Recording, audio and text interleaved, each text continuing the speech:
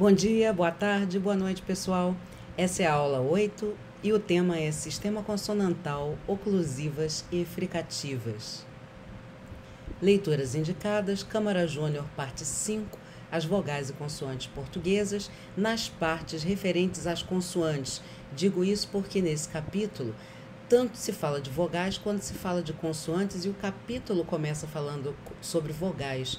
No entanto, eu vou começar a descrever o sistema fonológico pelas consoantes. Então vão dando uma lidinha e um pouquinho mais adiante vocês vão achar comentários já pertinentes às consoantes. Mais uma vez, Calu e Leite, capítulo 3, descrição fonológica do português, a parte 1, o sistema consonantal. O nosso objetivo é mostrar como se distribuem as consoantes conforme o seu posicionamento na sílaba. Já vimos a estrutura da sílaba, formada de onset, núcleo e coda, e as consoantes ocupam as margens da sílaba, o onset e a coda. A pergunta a ser respondida é: como as consoantes se distribuem pelo onset e pela coda? Será que a distribuição é a mesma? Será que todas as consoantes que estão em posição de onset também poderão estar em posição de coda? Quais são as regras que restringem a presença das consoantes numa e noutra posição? Esse é o nosso objetivo. Vamos começar com um modo de articulação oclusivo. As consoantes oclusivas do português são 6. P, B, T, D, Q e G. E como essas consoantes ocorrem nas duas posições da sílaba, posição de onset e posição de coda. Em posição de onset, temos P em pato, por exemplo, e em tapa. Sempre eu estou dando aqui exemplos de palavras que tenham P em posição de início de sílaba e também de início de palavra, e posição de início de sílaba mais intervocálica, um início de sílaba que já está no meio da palavra, mas aqui é a posição de onset e aqui também, ok? Então temos P em pata, P em tapa. B. B também é um fonema capaz de opor significado em posição de onset. Bata e taba. Vejam que pata e bata fazem um paro positivo. Aproveito para fazer uma observação. O fato de dizermos que P, B e as demais consoantes podem ocorrer em posição de onset significa dizer que nessa posição essas consoantes têm capacidade opositiva. Estando em onset, P é capaz de distinguir significado. Quando P se junta com outros fonemas, é capaz de conferir um significado a esse vocábulo. B em bata, B em taba, também tem capacidade opositiva. T em teto, T ocorre duas vezes nesse vocábulo, então eu repeti aqui, teto, apenas para enfatizar a que T eu estou me referindo. Onset em início de palavra e onset em meio de palavra. D em dedo, a mesma situação. Q em capa, Q em paca, também com capacidade opositiva. G em gola, G em lago. Vejam que as 6 consoantes oclusivas performam bem em posição de onset no português. Elas ocorrem com a capacidade de formar sílaba e de opor significado. Vamos para a posição de coda, ver como essas 6 consoantes se saem. Poderíamos colocar para P um exemplo como rapto, para B um exemplo como abnegar. Lembrem que a coda, volto aqui, é a segunda posição de margem de sílaba. A coda fecha a sílaba. A coda é a margem direita da sílaba. Então, é a consoante que vem depois do núcleo silábico, depois da vogal. Rap, como a divisão silábica para a gramática tradicional, rap, P estaria em posição de coda e a sílaba seguinte, tu. Ab, negar, B estaria em posição de coda. Hit, mu, T estaria em posição de coda. advogado, D também estaria em posição de coda. Fonema Q, pacto, que estaria em posição de coda. Agnóstico, teríamos uma sílaba formada de vogal e consoante na posição de coda, mostrando que G também poderia performar nessa posição. Mas será que é assim que as coisas são? Algumas observações. Eu pergunto, é possível de fato haver oclusivas em posição de coda? Essa tabela corresponde à realidade do português? Citando Câmara Júnior, a gramática tradicional e mesmo a fonética rigorosa de Gonçalves Viana veem na primeira consoante uma consoante decrescente e a fronteira silábica entre elas. Em outros termos, consideram aí mais um caso de sílaba travada em português. Em 1948, ao contrário, Câmara, 1953, página 111, alvitrei que se tratava de um grupo consonântico crescente, sendo a vogal a eles precedente o centro de uma sílaba livre, isto é, compacto, apto, ritmo, afta ou pacto, oposto a pato, fazendo um par. Hoje, entretanto, parece-me a correta outra solução, desenvolvida num artigo ainda inédito. Na realidade, há entre uma e outra consoante a intercalação de uma vogal que não parece poder ser fonemicamente desprezada, apesar da tendência a reduzir a sua emissão no registro formal da língua culta. Ela é I na área do Rio de Janeiro e E, um A neutro, em Portugal. Faltou fechar parênteses aqui, relevem, tá? Coloquem aí os parênteses para mim. Então, isso é o que se lê em Câmara Júnior, 1970, a estrutura da língua portuguesa, páginas 56 e 57. Vejam que a última posição do autor a respeito disso é que, na verdade, nós não temos aqui um grupo consonântico, e sim uma sílaba em que há um I aqui entre as duas consoantes, uma sílaba a mais. Então, vejam, essa lista que eu fiz aqui, na verdade, não existe no português. Não temos nenhum desses 6 fonemas podendo opor significado na posição de coda. Nem P, nem B, nem T, nem D, nem Q, nem G. Nenhuma das 6 oclusivas é capaz de travar sílaba em português. Elas vão ocorrer apenas em posição de onset. Os fonemas que aparentemente estão na posição de coda, na verdade, estão em posição de onset, pois logo após a consoante oclusiva há uma vogal. Rapto, ao invés de ter 2 sílabas, tem 3. Ritmo, também. Pneu, não tem uma sílaba só, tem 2. Pacto, tem 3 sílabas. P abre uma sílaba, está em posição de onset. Evidente que há um descompasso entre a língua falada e a língua escrita.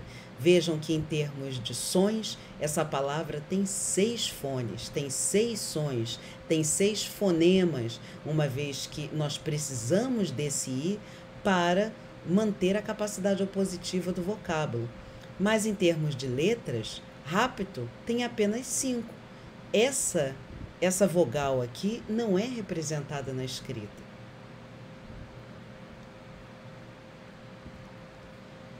Vamos ver o que ocorre com as consoantes fricativas. São 6 as fricativas do português, 6 fonemas fricativos. F, V, C, Z, X, G. E elas têm capacidade opositiva em posição de onset. Vejam os exemplos. Faca, começando com F, grafar, está aqui o F no onset também, no meio da palavra.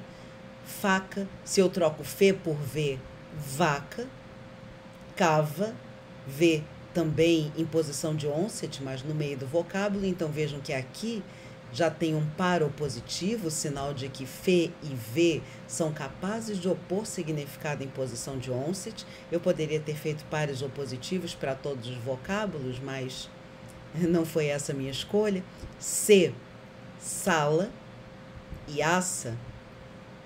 Se, abrindo sílaba no início de vocábulo, se, abrindo sílaba no meio de vocábulo.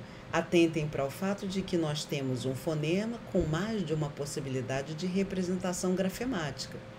Z aparece em início de sílaba e início de palavra, aparece em início de sílaba no meio de palavra, com capacidade opositiva. Vejam que aça é um vocábulo, asa é outro vocábulo. Che aparece em início de vocábulo, aparece em meio de vocábulo, ambos em posição de onset, com capacidade opositiva. Aça é um vocábulo. Se trocamos o C por Z, asa é outro vocábulo. Se trocamos o Z por che, acha já tem outra significação. Então, a troca de uma fricativa por outra leva à mudança de significado. A mesma coisa com G. G em início de vocábulo, gelo. G no meio de vocábulo, haja. Vejam que em aça, asa, acha, haja, nós temos 4 significados e a mudança da significação se deve à mudança da fricativa. Conforme eu troco C por Z, o significado muda. Conforme troco Z por che, o significado muda de novo. E conforme troco che por G, o significado muda mais uma vez. Isso justifica o fato de nós termos 6 fonemas fricativos performando em posição de onset como fonemas de fato, capazes de opor esses vocábulos em português. E esses 6 fonemas ocorrem em posição de coda? E quando ocorrem com capacidade opositiva, ou seja, a troca de um pelo outro leva à mudança de significado também, como ocorre na posição de onset? Vamos investigar. Afta. Eu poderia pensar nesse exemplo como fe estando em posição de coda, mas, pelo que já vimos antes, afta está no mesmo caso de rapto, abnegar, ritmo, etc. As ditas consoantes mudas da língua escrita, que na verdade tem ao seu lado uma vogal como centro de sílaba. Afta tem 2 sílabas na língua escrita, mas na língua oral, na língua de verdade, que é a língua oral antes de qualquer coisa, a oralidade, não é? A língua de fato é assim, e a escrita é uma representação do que é a língua como instrumento de comunicação. Nós temos aqui 3 sílabas, a, fi, ta. Então, já está aqui riscado, afta não pode estar como exemplo em que fe estaria em posição de coda silábica. Sequer consigo lembrar de algum exemplo em que ve falsamente estaria em posição de coda, para eu poder ter o prazer de riscar e mostrar a vocês que essa não é a realidade fonológica do português. Então, já passo um risco aqui para dizer fe e ve são 2 fricativas que não ocorrem em posição de coda, não têm capacidade opositiva no português nessa posição. Elas ocorrem em português apenas abrindo sílaba, apenas em posição de onset, apenas em posição pré-vocálica. E as 4 fricativas não labiais? O que são fricativas não labiais? C, Z, X e G. São fricativas que não têm na sua produção os lábios envolvidos. Fe, dentes superiores encostados nos dentes, no lábio inferior. V, a mesma postura, dentes superiores aproximados ao lábio inferior. Então, eu posso dizer que os lábios estão envolvidos aqui na produção de fe e ve. É uma forma de eu separar as fricativas em 2 grupos e vou precisar disso daqui a pouco. Essas fricativas são as não labiais e essas 4 eu posso chamar, ao contrário.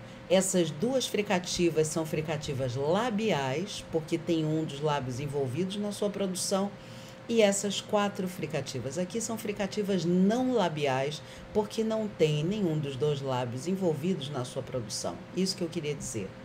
Então vejam, C em posição de coda, as, pessoas, asco, esse fonema pode estar em posição de coda. Essa pronúncia existe em português. Z, as meninas. Teria um Z aqui se eu tivesse a continuação da frase e uma vogal logo depois de meninas. As meninas, asma, ou as meninas, para combinar aí dialetalmente um com o outro, e asma. Che, as pessoas, asco. G, as meninas, asma. O que eu quero mostrar com isso? Vejam que há uma particularidade aqui em relação aos exemplos que eu escolhi, se comparados com os exemplos da primeira coluna. Aqui o tempo inteiro eu estou mudando o vocábulo. Quando troco C por Z, o significado muda.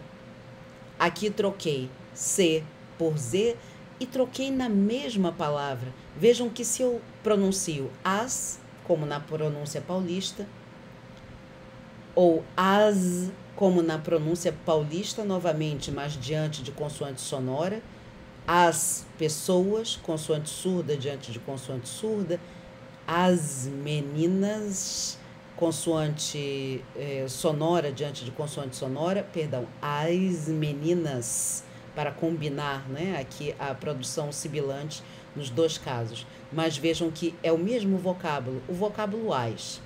O vocábulo não muda. Mas, ora, se muda o fonema, muda o significado. Assa, asa. Mudou o fonema, mudou o significado. Porque na posição de coda não está acontecendo o mesmo fenômeno. Vamos falar disso daqui a pouco. As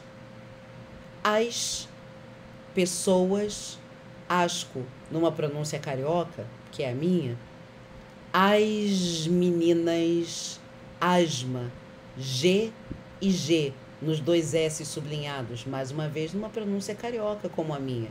Uma consoante palatalizada, aliás, palatal, e uma outra consoante palatal. A bem da verdade, foneticamente, são consoantes pós-alveolares, tá? Mas, normalmente, nós chamamos essas consoantes de palatais mesmo no português, sem problema nenhum. Então, são 2 consoantes alveolares e 2 consoantes com um ponto de articulação um pouco mais recuado, né? Um pouco mais para dentro da cavidade orofaríngea, consoantes pós-alveolares, tá? Então, vejam que eu peguei aqui o mesmo vocábulo e conferi a ele 4 pronúncias distintas. As,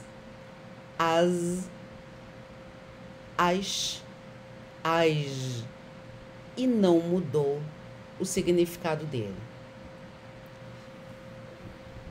Como é que isso acontece? Vamos explicar aqui que na posição de onset, a troca de um fonema pelo outro leva à mudança de significado. No entanto, na posição de coda, esses mesmos 4 fonemas, quando são trocados um pelo outro, não implicam mudança de significado do vocábulo.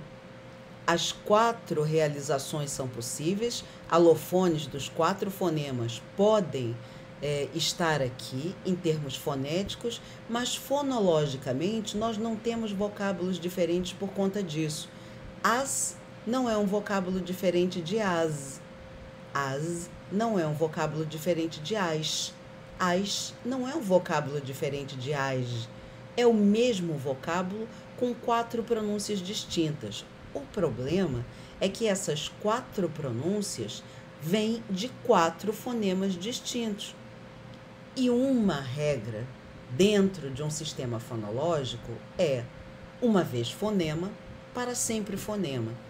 O que quer dizer isso? Se nós descobrimos que C é fonema numa língua com capacidade opositiva, todas as vezes que C estiver num vocábulo e for trocado por outro fonema, o significado desse vocábulo deverá mudar.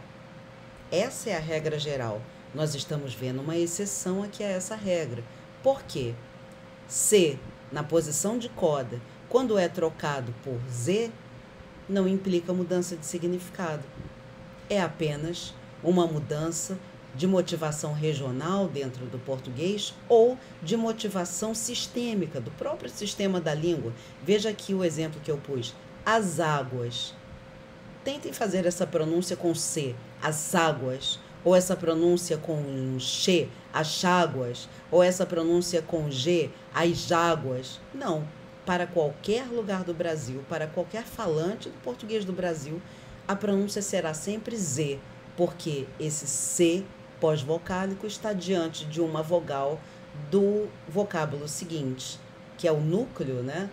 Da primeira sílaba do vocábulo seguinte. Então, é uma regra de acomodação fonética, né? Nós sempre teremos aqui uma sibilante e sonora. Agora, nessa última posição, diante de pausa, se não tem nenhuma outro fonema, né? Outro fone seguinte aqui, nós vamos ter uma distribuição regional. Mineiros vão falar C, cariocas vão falar X e sempre uma variante surda.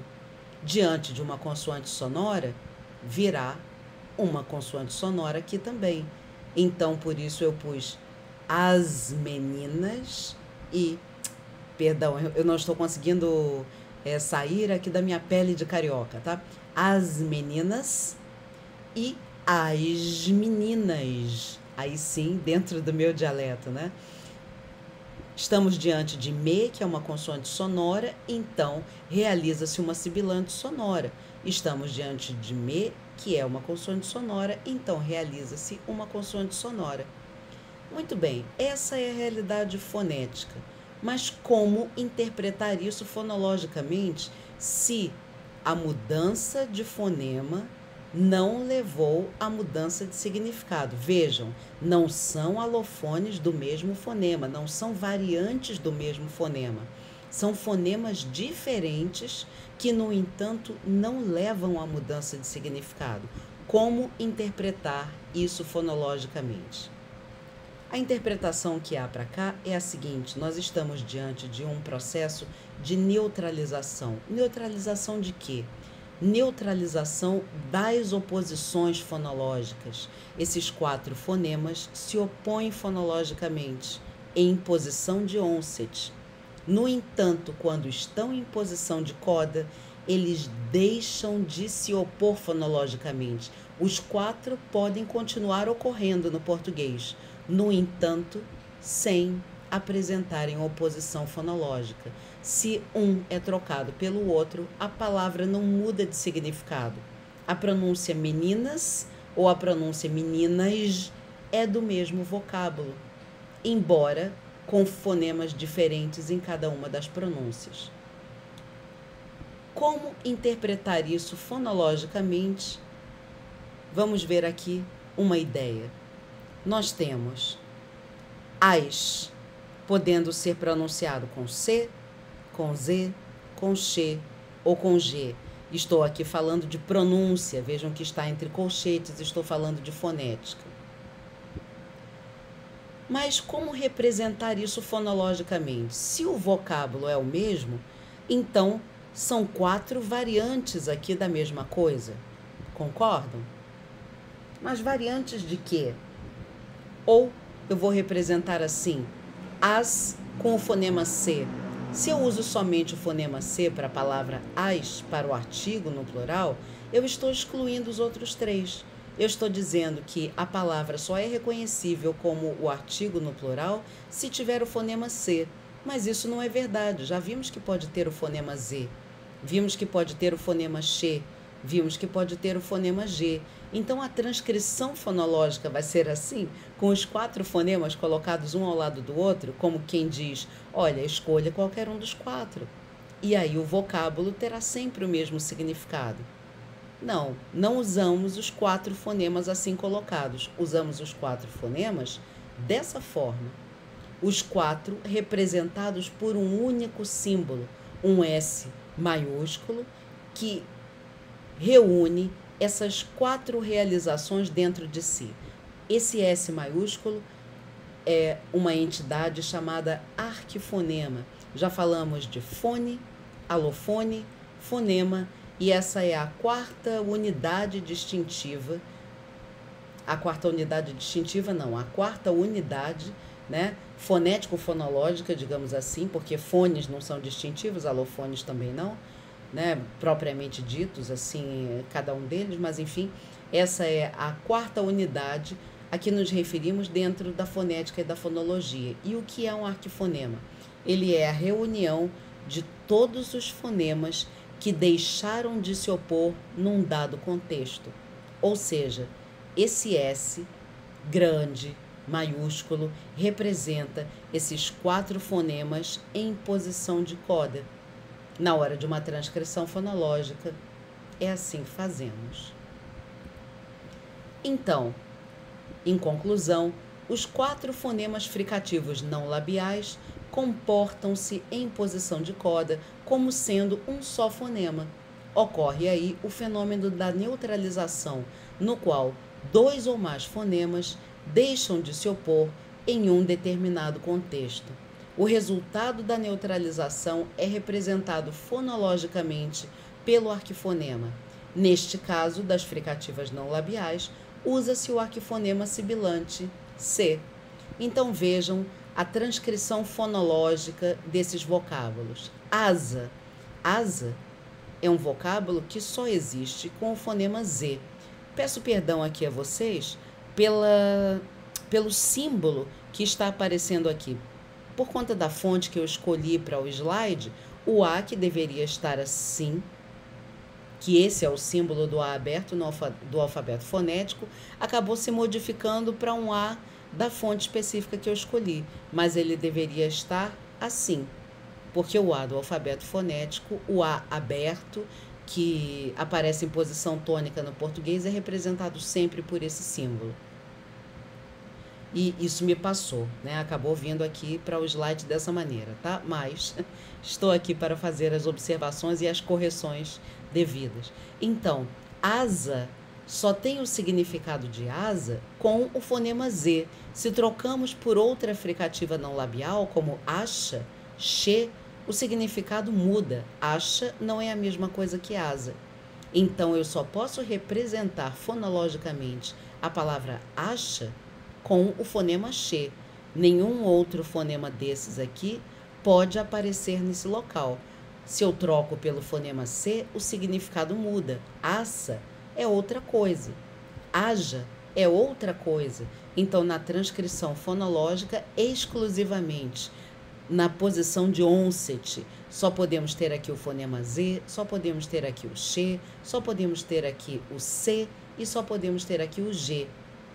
E vamos para a palavra pasta. Pasta tem 2 sílabas, pasta.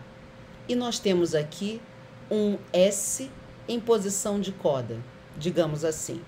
E esse S, como letra, representa que fonema? Representa esses 4 fonemas que vão se realizar um ou outro, dependendo do dialeto de cada um. A escolha é uma escolha apenas fonética, ligada ao uso dialetal. Pasta, com o fonema C, pasta, com o fonema che, nesse caso aqui, com um desses 2 fonemas, preferencialmente, porque T é uma consoante surda, né? Mas se por algum lapso articulatório colocarmos aqui uma sonora, pasta ou pasta, que não é muito comum, aliás, não é nem um pouco comum, porque a nossa tendência é combinar a sonoridade dessas 2 consoantes, mas mesmo assim, se ocorresse qualquer uma das 4, o significado desse vocábulo estaria preservado. Então, esse arquifonema diz o seguinte: qualquer um desses 4 fonemas pode estar aqui, que pasta significa sempre a mesma coisa. Se eu troco esse S por um R, parta, o significado da palavra muda. Então, não está dentro desse arquifonema uma consoante vibrante. As consoantes vibrantes se opõem às consoantes fricativas não labiais em coda silábica. Entendem isso? Asma também está aqui com um arquifonema, representando a mesma coisa. Qualquer uma dessas 4 consoantes que se opõem em posição de onset podem ocorrer aqui em posição de coda sem que o significado da palavra mude. Será sempre asma, asma, asma. A mesma coisa com as, bolas. Os 2 S's estão também aqui em posição de coda, embora sejam 2 vocábulos diferentes, né? Eu juntei os 2, mas mesmo assim estão os 2 em posição de coda. As bolas. As, para minha pronúncia carioca, um G aqui, consoante sonora combinando com consoante sonora, e aqui um X, uma consoante surda, em posição final. As bolas. Para vocês aferirem como é a sua pronúncia, pronuncie de maneira escandida, pronuncie devagar e tente alongar um pouco esse fone aqui para ver como é a sua pronúncia dele, tá? Não adianta pronunciar e depois tentar lembrar como foi, tem que observar ao mesmo tempo que produz. As bolas. Para vocês conseguirem observar se aqui está uma consoante sonora, em que vibra as cordas vocais, ou se está uma consoante surda, em que não há vibração das cordas.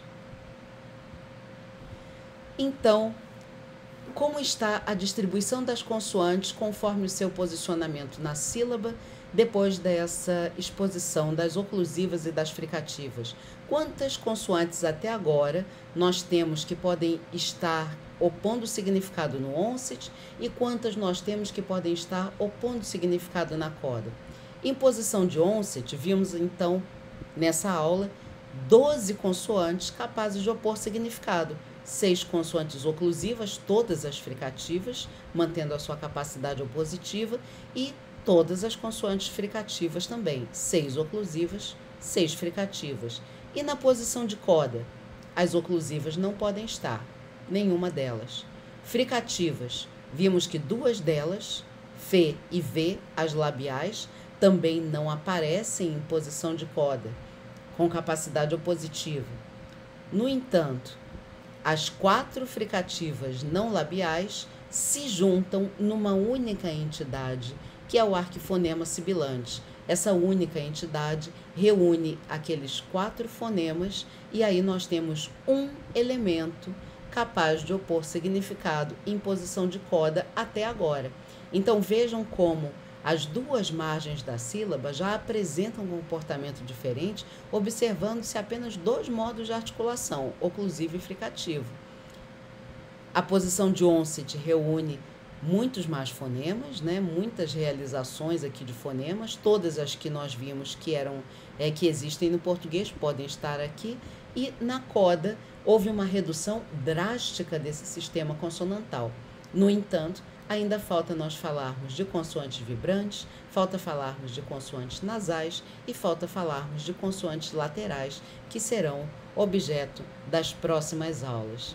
Então, amigos, até a próxima aula, sempre um prazer estar com vocês e até lá!